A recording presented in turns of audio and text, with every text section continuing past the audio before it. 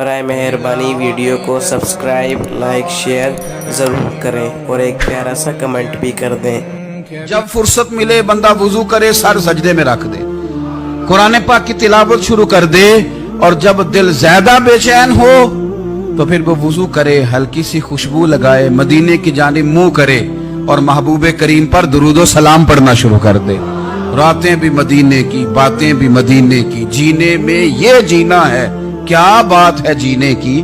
حضرت عمر کہنے لگے لوگوں کا ذکر کم کرو، یہ تو بیماری ہے نری، اللہ کا ذکر کرو، اس میں لوگ جو اپنی نمازوں کی حفاظت کرنے والے ہیں، جن میں یہ خوبیاں آ گئی، میرا رب فرماتا ہے نماز میں خشوع وضو حاصل ہو گیا، فضولیات سے بچ گئے، زکوٰۃ ادا کرنے والے بن گئے، شرمگاہ کی حفاظت کرنے والے بن گئے، امانتیں عہد پورے کرنے والے بن گئے، اپنی نمازوں کے محافظ ہو گئے۔ اللہ اکبر، قربان جائیں۔ مالک فرماتے ہیں اولئک ھم الوارثون، یہی لوگ تو وارث ہیں۔ یا اللہ کس چیز کے؟ فرمایا الذین یرثون الفردوس، یہ لوگ جنت کے وارث ہیں، یہ جنت کے وارث ہیں یہ لوگ، ہم فیہا خالدون، اور فردوس سے جنت سے نکالے نہیں جائیں گے، ہمیشہ ہی جنت میں رہیں گے۔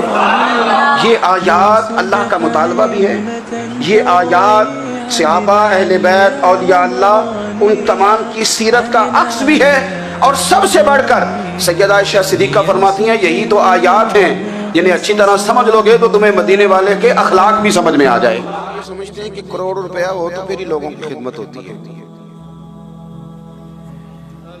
بڑے مالدار آدمی تھے، بڑا احسار کرتے تھے۔ حضرت عمر فاروق فرماتے ہیں ان کے انتقال کو 3 دن ہوئے تھے، میں مسجد نبوی میں بیٹھا تھا، 2-3 چھوٹی چھوٹی بچیاں آ گئی، کہنے لگی چاچا آپ خلیفہ بنے ہو؟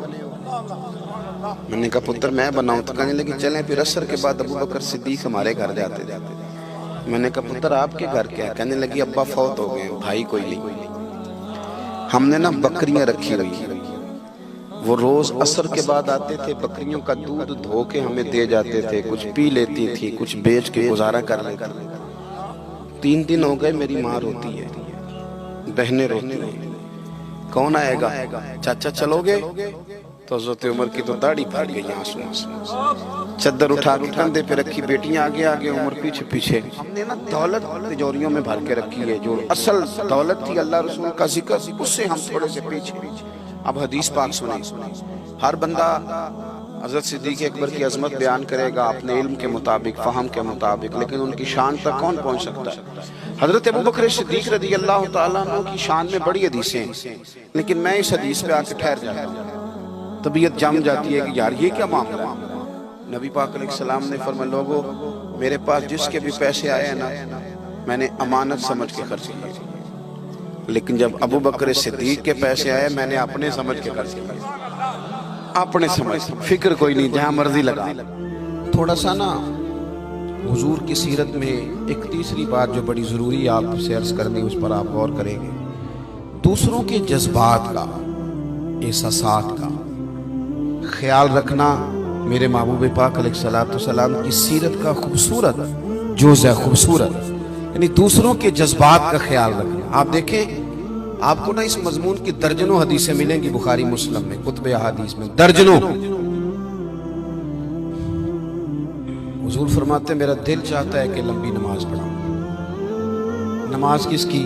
اللہ کی، دل چاہتا ہے کہ نماز لمبی پڑھاؤں، لیکن حضور فرماتے ہیں پھر مجھے پیچھے بچوں کا خیال آتا ہے، بیماروں کا خیال آتا ہے۔ حضور نماز رب کی، خیال بندوں کا۔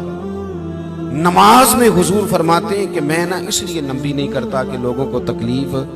آپ کی خدمت میں عرض کرنا ہے کہ اپنی ترجیحات میں اپنی آخرت کو پہلے نمبر پہ لائیں۔ صبح میں اٹھا تھا 5 بجے، اور رات کو اگر میں سوتا ہوں 11 بجے 10 بجے، تو مجھے یہ سوچنا چاہیے کہ ان سارے لمحات میں میری ذات کے لیے، میرے بچوں کے لیے، فیملی کے لیے، شہرت کے لیے، سیاست کے لیے کتنا وقت تھا، اور میری آخرت کے لیے کتنا وقت تھا۔ آپ یہ یاد رکھ لیں کہ آپ دنیا سے جائیں گے تو سارے کام ہوتے رہیں گے، سارے، کسی شخص کے دنیا سے جانے سے کوئی فرق نہیں پڑتا۔ مولانا مرتضیٰ شیر خدا کرم اللہ تعالیٰ وجہ الکریم قبرستان تشریف لے گئے، تو قبرستان والوں سے باتیں شروع کر دی، کہنے لگے قبروں والوں تمہارا کیا حال ہے؟ تو ایک شخص اندر سے بول کے کہنے لگا حضور کفن پھٹ گیا ہے، ہڈیاں ٹوٹ گئیں۔ माल साथ नहीं आया पर उसका हिसाब हमें देना पड़ रहा। मादी सी चीज़ें रह गई, मादियत बड़ी सारी आ गई, खानकाहों पे, आस्थानों पे, पिराने उजाम पे, वहाँ भी रेट पूछे जाने लगे, फलानी कार आजकल कितने की मिल दी, फलानी गाड़ी कितने की है, फलानी सुना सो, सब कहानियाँ बन गई हैं। तो चूँकि वहाँ भी सारा दिन दुनिया डिस्कस होती है, तो फिर आप किसी को कहें वाक़या में राज समझ है, उसकी समझ में एक संगी मुझसे बड़े परेशान होके कहने लगे, हज़रत साहब मैं ना कुछ चीज़ों में पूरा अड़ गया हूँ। मैंने आपको पहले कह दिया है कि जो बंदा तनकीद कर रहा होता है वो भी ठीक कर रहा होता है, क्योंकि उसे उस मज़े का, जो बंदा कह रहा है ना कि ये क्या बात हुई कि फलाने बुजुर्ग से आपने दुआ कराई और काम हो गया, तो ये हो ही नहीं सकता, तो वो ठीक कह रहा है, इसलिए कि ना उसने कभी दुआ कराई ना उसका काम कभी हुआ, ये साडा तो होया ना। हाँ, जो नेमत नहीं होती उसके लिए तजस्सुस तो होता है, पर जो नेमत मौजूद होती है उसका शुक्र अदा नहीं होता। हुसूल के लिए तो तड़प मौजूद होती है कि मेरे पास सारा कुछ है तो पैसे क्यों नहीं। उधर तो दौड़ धूप हो रही होती है, पर जो सेहत है, औलाद है, तंदुरुस्ती है, नमाज की तौफीक है, इन नेमतों पर हम शुक्र नहीं अदा कर पा रहे होते। तो मकाम तशक्कुर पे जब आप खड़े हो जाते हैं तो फिर आपका अल्लाह के साथ कुर्ब बढ़ता है। हमें रब करीम ने जितनी नेमतें अता फरमाई हैं ना, उनमें सबसे बड़ी नेमत दौलत ईमान की नेमत है कि अल्लाह ताला ने हमें अपने प्यारे हबीब लबीब सल्लल्लाहु ताला अलैहि वसल्लम का उम्मती और गुलाम बनाया। आप गौर तो करें उस शख्स की तरफ जिसने अपने हाथों से एक बुत बनाया है, अपने हाथों से उसके नाक कान बनाए हैं, और अगर उसकी कोई चीज़ टूट जाती है तो अपने हाथों से वो उसको सही कर रहा है। आप देखें कि उसकी अक्ल कितनी कैद में है कि अपने हाथों से बना के वो उसके सामने इबादत के लिए खड़ा है।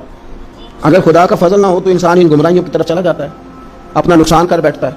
आपको इस ज़मीन पर बसने वाले वो लोग भी नजर आते हैं कि जो माज़अल्लाह जानवरों के पास सल्लल्लाहु अलैहि वसल्लम ने फरमाया कुछ लोग क़यामत के दिन उहद पहाड़ के बराबर नेकियां लेके आएंगे, तो रब उनसे फरमाएगा तुम्हारे पास, तुम्हारे लिए मेरे पास, मैं तुम्हें अजर नहीं दूंगा, जाओ।